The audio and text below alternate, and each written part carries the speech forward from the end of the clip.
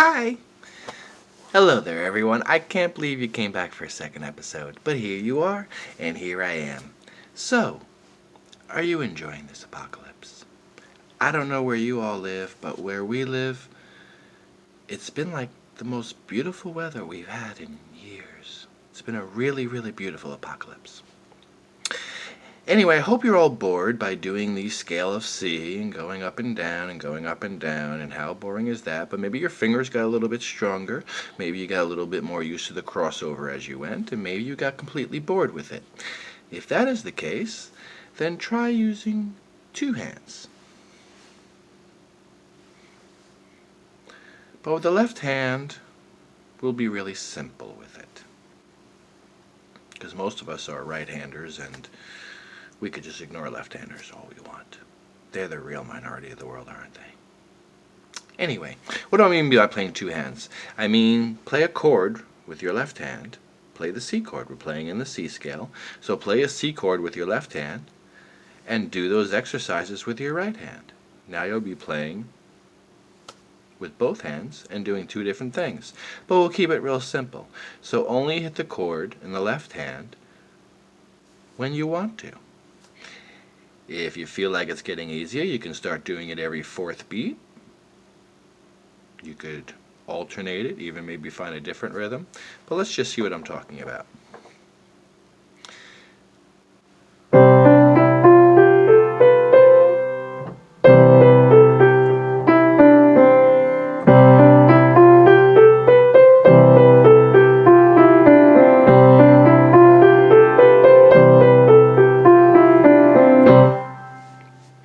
That's all I'm talking about. So with your left hand, you're hitting a chord, a C chord. As you learned last time, it's based off the note of C, and it's the 1, 3rd, and 5th notes in the scale, translating to the 1, 3rd, and 5th fingers. You make your root chord. And there's your C chord. In the right hand, you can do your scales. Repeat the left hand. Push the left hand chord down whenever you're comfortable.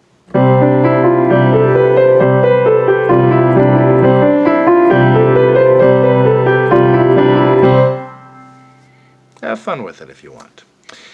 So feel free to go ahead and work on that. I'll wait.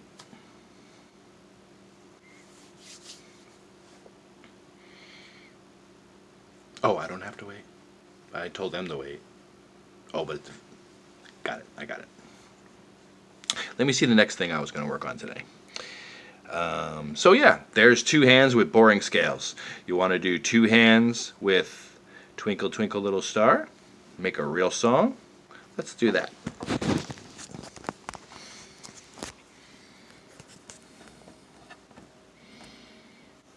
Here's my one hand. Here's my other hand. With this hand, imagine him in the distance pressing down a C chord. Right here. See? There's a C chord.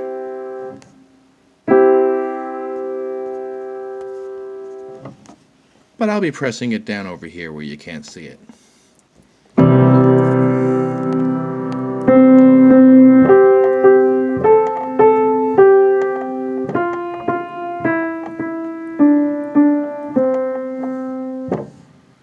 You remember that? What was that? Twinkle Twinkle Little Star, or also otherwise known as ABC, A, B, C, D, E, F, G. Same song.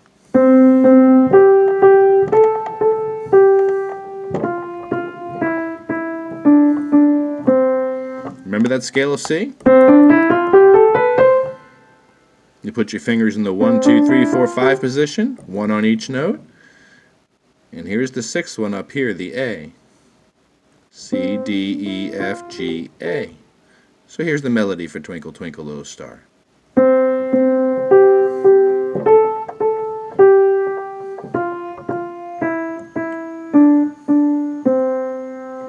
Okay.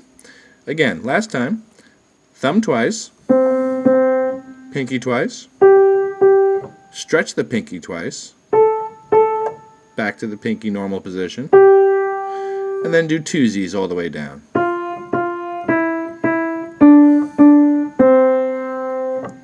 Very simple. And like I said, if you got bored with the scale, now at least you can play a song.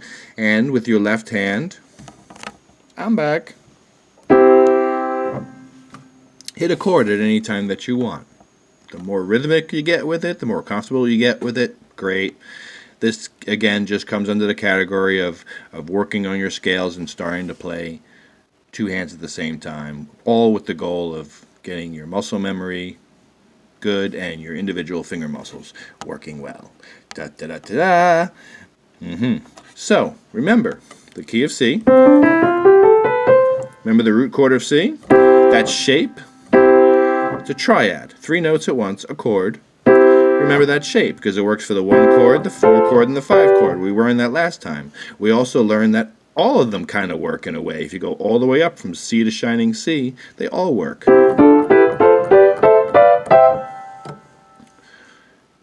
There's even a song that incorporates about half of that. Lean on Me.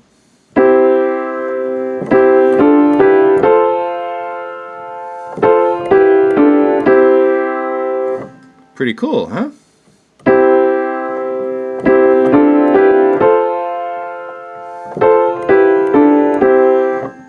Oh yeah.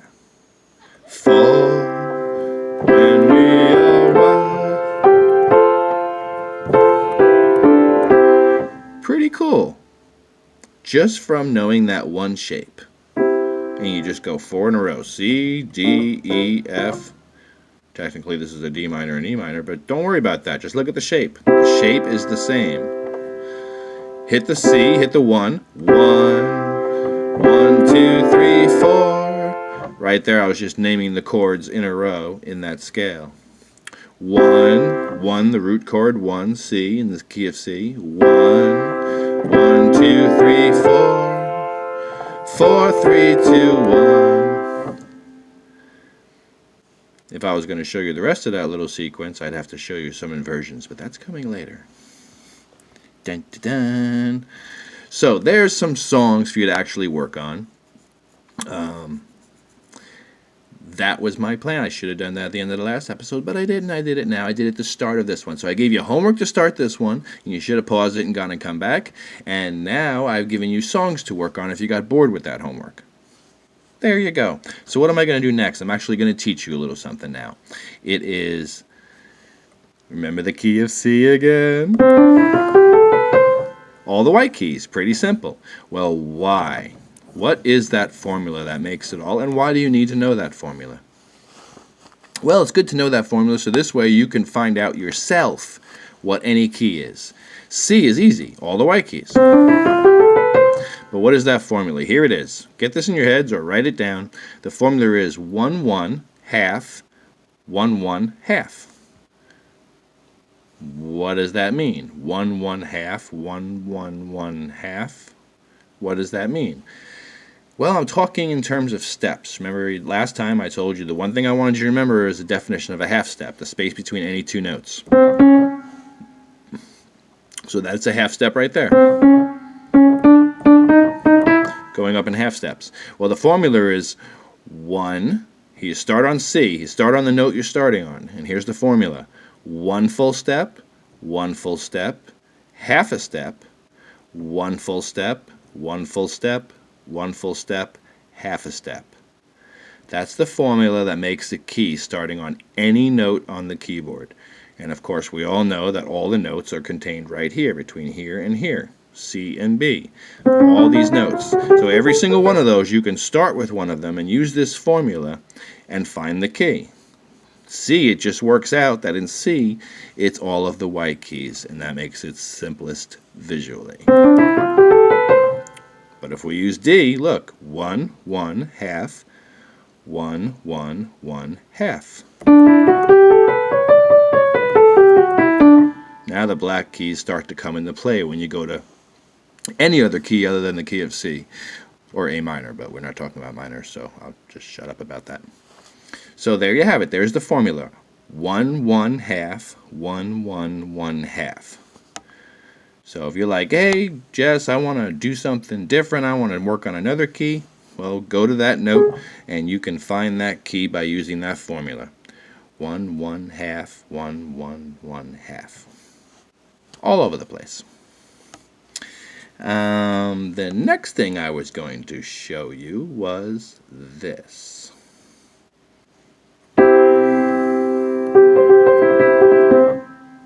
No, that was just me fiddling, sorry. The next thing I'm going to teach you about is inversions. Inversions are what really frees you up on the piano. We learned about the chords in the key of C last time. C, F, and G, remember? C, F, and G.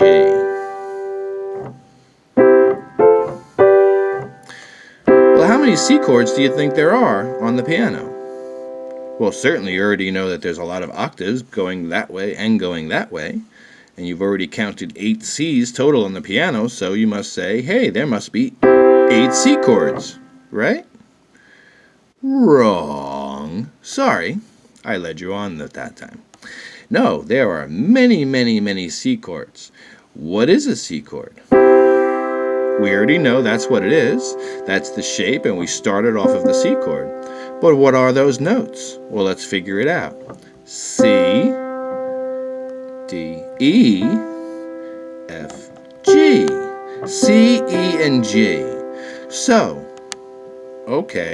a C chord is made out of C and an E and a G. But hey, what if I took out this C and added that C?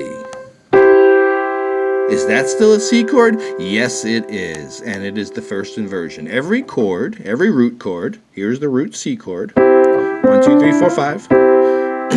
There's the root C chord. Every single chord has 2 inversions. The first inversion, instead of starting on the C, will start on the E and use a higher C. The next inversion, you might guess already, starts on the G, takes out this E, and adds this E. So those are all C chords.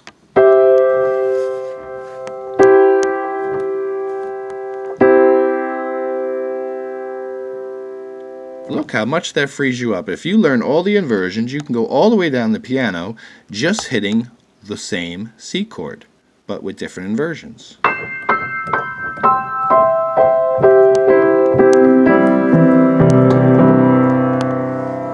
Pretty cool, huh? So,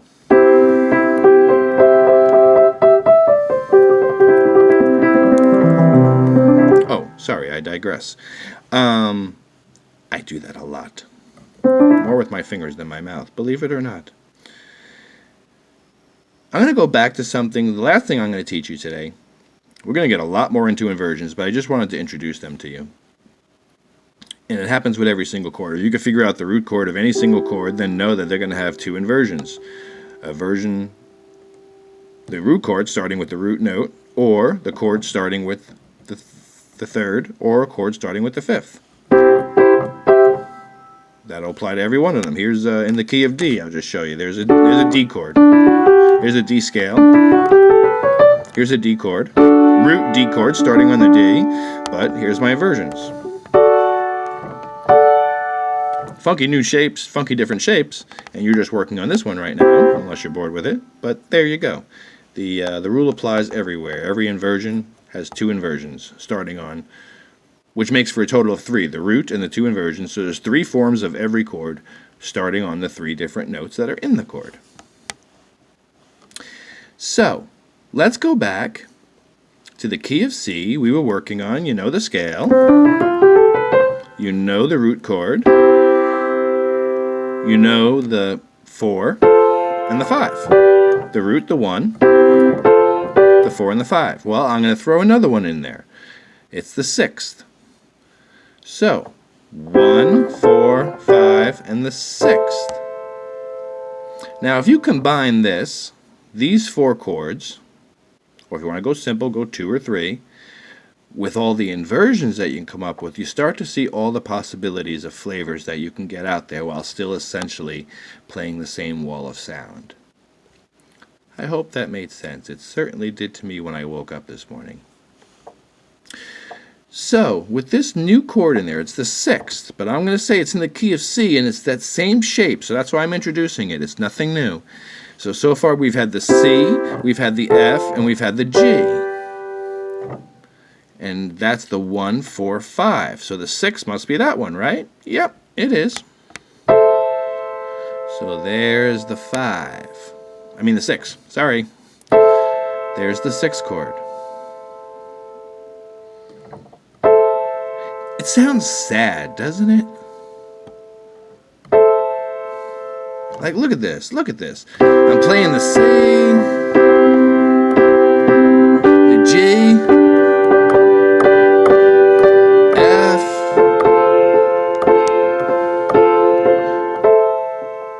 yeah, it sounds sad. Doesn't matter when you hit it, where you hit it. In the key of C, that sounds sad. And what is that? That's the 6th. 1, 2, 3, 4, 5, 6. That is the 6th, building a root chord off of it. That's an A minor chord. So this is called a C chord, this is called an F chord, this is called a G, this is called an A minor. It's the same shape. Why is it called an A minor? Well, because if you did the key of A, if you did the key of A, here's C, if you did the key of A, it would be this. If you use the formula, that's what you would get for the key of A.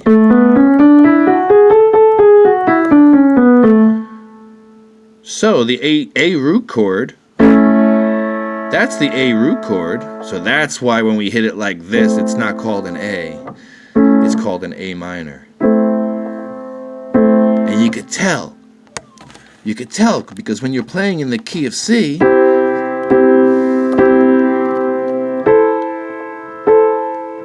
A just sounds especially sad, doesn't it? So now that you know that, and you know that feeling, 1, 2, 3, 4, 5, 6, the 6th of the scale will always be called the relative minor. So if you're playing in a key, and you're playing in the key of C, and you're like, oh, I got these great lyrics, and it's so intense, and then I just want to get really sentimental and sad for a minute, what chord do I go to? The A chord. And everyone will know exactly how sensitive you really are. So, the 1 chord, the 4 chord, the 5 chord, and the 6 chord.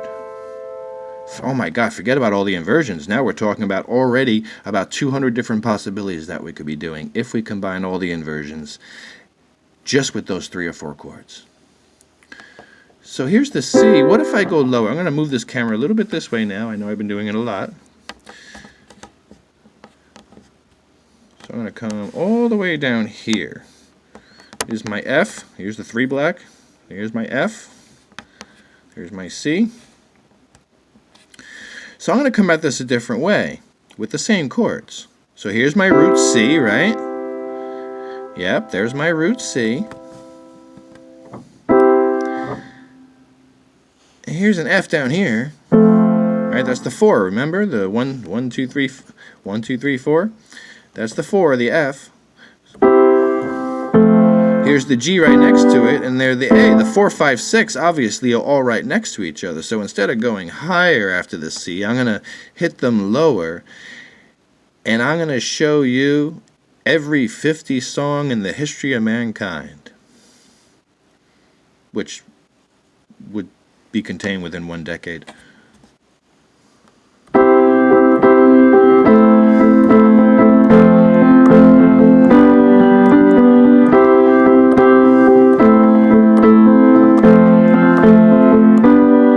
Do you hear it? You could practically hear all that bebopping and fancy stuff, and I don't know many of the terms. If I did, I'd be a lot funnier about that right now. But doesn't that sound like that? And all I'm doing is going from the 1 to the 6 to the 4 to the 5. From the 1 to the 6 to the 4 to the 5. Could I be slicker and I add some passing chords?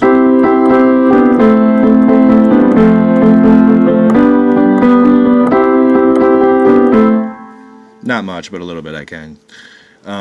So isn't that cool? So there's a whole bunch of, there's songs you can come up with just by knowing these chords. Let me go back up here. just by understanding the scale and knowing how you build chords off of any of the notes in the scale, any one of them.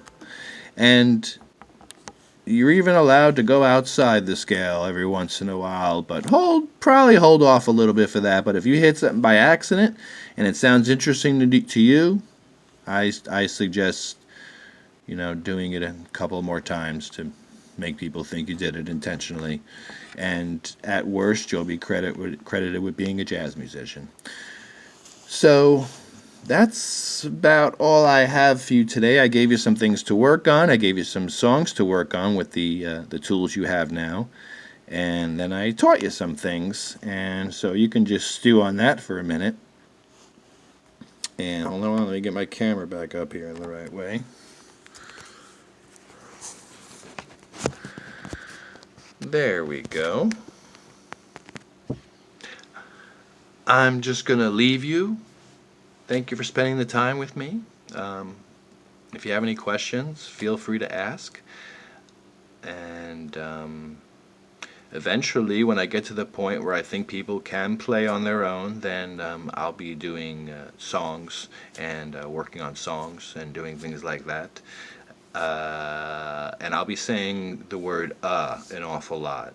I've discovered that it goes over really, really well with most people.